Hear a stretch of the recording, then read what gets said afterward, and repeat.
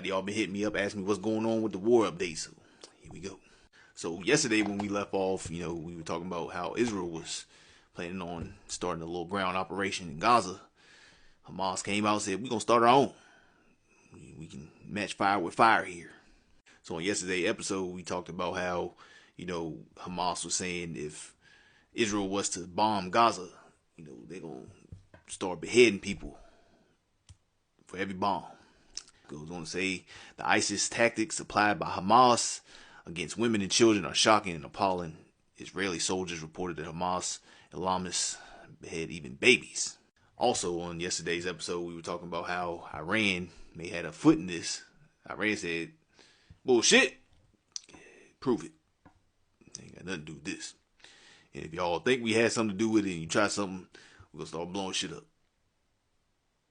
But the article goes on to say that we have absolutely no involvement in the Israel-Hamas war, reports Iran, which is quick to warn that it will deliver a devastating response to anyone who makes a mistake of taking actions against it.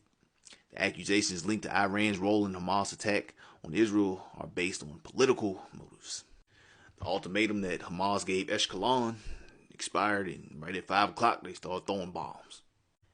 An Israeli general came out and said, oh, y'all out here beheading babies and women? Oh, y'all want to hell, we gonna bring it right to you.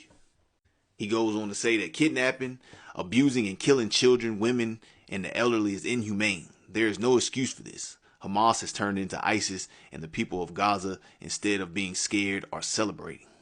Alright, so before we go any farther, I just want to say, this is going extremely faster than what I thought it was. Like, this is like fast forward compared to how the whole Russia-Ukraine situation going on. This can go bad real fast. Like,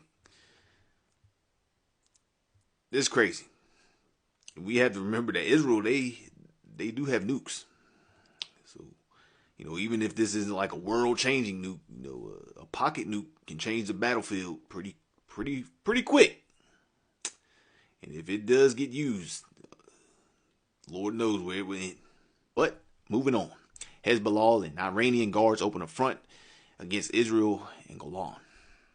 Like I said, this could escalate very fast. There's a lot of firepower all coming together at once. Somebody got to blink. Somebody got to give, or this is not going to go good also.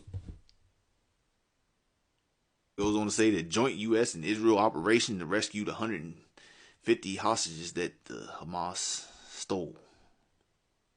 Let's see how this goes. The article goes on to say that Israel and the U.S. will attempt to free approximately 150 hostages held by Hamas in tunnels in the Gaza Strip. This is a historic mission with a high degree of risk. You bullshit. And the escalation continues. With the firepower of 2 aircraft carriers, Israel goes to war with Hezbollah, and the U.S. sends the USS Dwight D. Eisenhower. Just yesterday, or the day before yesterday, they said they were sending the USS Gerald. Damn. So the U.S. Defense Secretary was on TV crying about the attacks that happened on Israel. I wonder, do y'all cry like this when y'all drop bombs on people in the Middle East? Or is it just when your enemies do it? Just curious. That's it for all the war news tonight. I'm sure I have some more updates for you tomorrow, but guess we can go ahead and leave this episode off like this. NASA is reportedly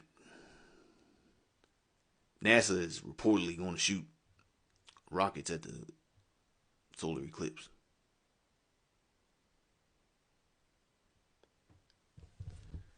Some people about to croak.